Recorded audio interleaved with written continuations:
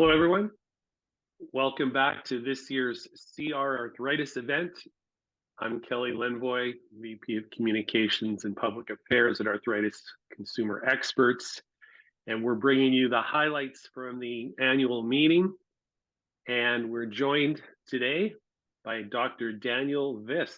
He's a respirologist and clinical lecturer of medicine at the University of Calgary. He also sees patients at South Health Campus Pulmonary Diagnostics Division, where he specializes in the diagnosis and treatment of many ailments and diseases affecting the lungs and respiratory system as a whole. Dr. Vis, welcome to the show. Thank you.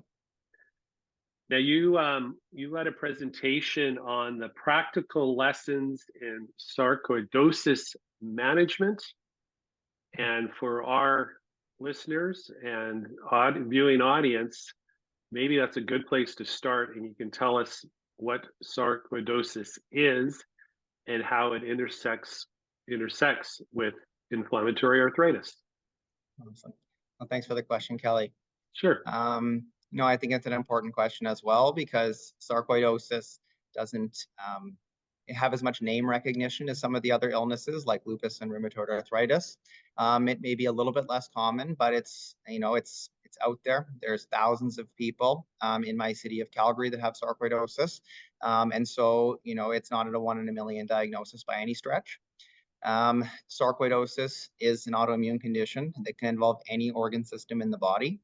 I'm a lung specialist, and we specialize in sarcoidosis because most of the time the pulmonary system or the respiratory system is involved, at least 90% of the time. But one of the most other common areas that are involved are the joints. And so at least 20% of people with this condition experience significant joint pain as a result. It can involve the heart, the liver, the brain, the skin, the kidneys, certain blood abnormalities, kidney stones. Those are all a bit less common than the lung issues and even the arthritis issues. And so I was happy to be welcomed by the Rheumatology Association to talk about sarcoidosis today.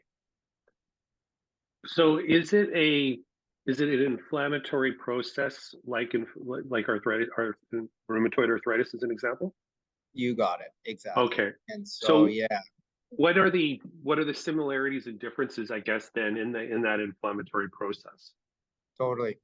And so in terms of similarities, the patients both experience pain. The patients have demonstrable blood work abnormalities. You can measure the inflammatory markers in their blood and they're truly inflamed. This isn't just pain, this is arthritis. The differences are the way that pain, manifests over time. And some of the same joints that can be involved in the way that almost any joint can be involved. But in conditions like rheumatoid arthritis, the pain is a lot more destructive. And so patients' joints are eroded over time when they have a condition like rheumatoid arthritis. And, patients with sarcoid may have a lot of pain in their joints, but at least fortunately, they don't develop that same destruction of the joint that a rheumatoid arthritis patient may experience. So with that in mind, and we were talking about the intersection before, how does this knowledge then inform how we treat and manage sarcoidosis, and how that can be tailored and modified if a person is also living with inflammatory arthritis? Totally. And so arthritis is common, and inflammatory arthritis can have other causes besides sarcoidosis. And so my first step is always determining, is sarcoidosis the problem? And so cast a wide net. You're exactly right that some people have, sarcoidosis that causes inflammatory arthritis, and some patients also have sarcoidosis and rheumatoid arthritis. And so you have to look for all of these things. Because the condition is immune mediated, there's inflammation, there is a lot of overlap in terms of treatments that can be effective.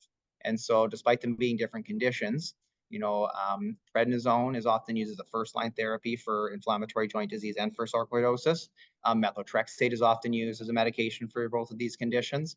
And, many of the biologics, fortunately for sarcoidosis, were invented to treat more common conditions like rheumatoid arthritis, and then subsequently have been repurposed and utilized for sarcoidosis later on. And because it is another immune-mediated inflammatory condition, some of the rheumatoid arthritis treatments have been effective for sarcoidosis. So what about, sorry, non-medication therapy? So I'm thinking of lifestyle modifications, diet, exercise, recommended for sarcoidosis, I would imagine, but can also benefit a person who's living concurrently with a type of inflammatory arthritis. Totally, and that would be yet another similarity.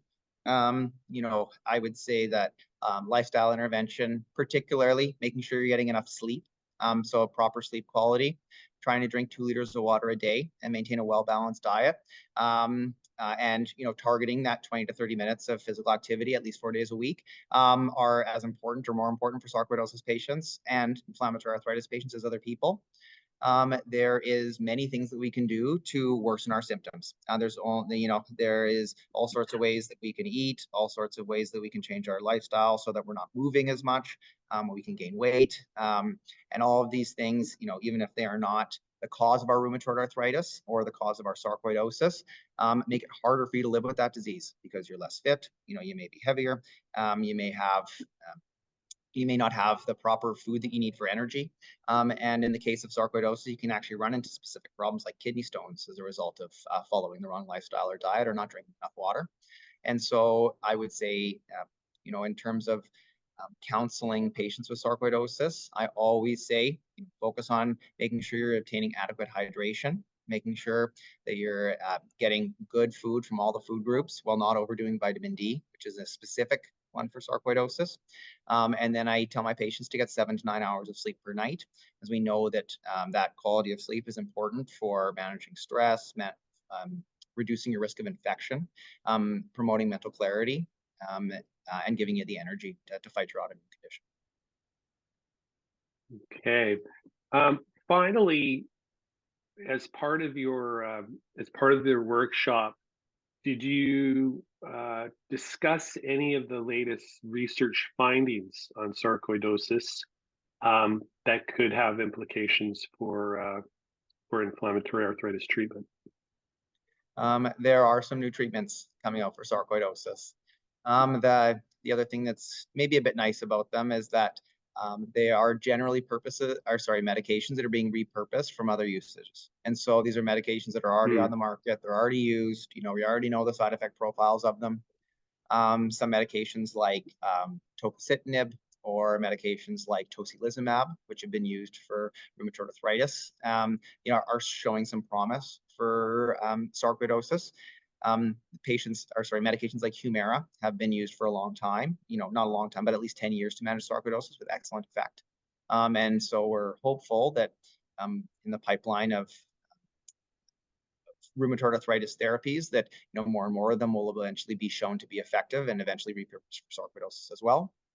There is, one agent that's very early in studies right now that's actually sarcoidosis specific.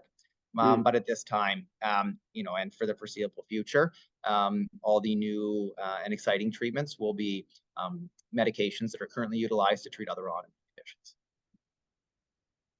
Thanks for that summary. And I think for our audience, insightful in terms of highlighting for them another example of the interdisciplinary nature of managing inflammatory arthritis with another chronic disease.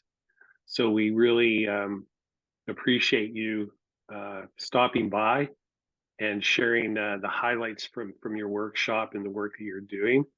And we hope we're going to get a chance to do this again with you soon, Dr. Vis. That's awesome. Thank you very much for having me, Kelly. Of course. Thanks again for joining us. Bye-bye.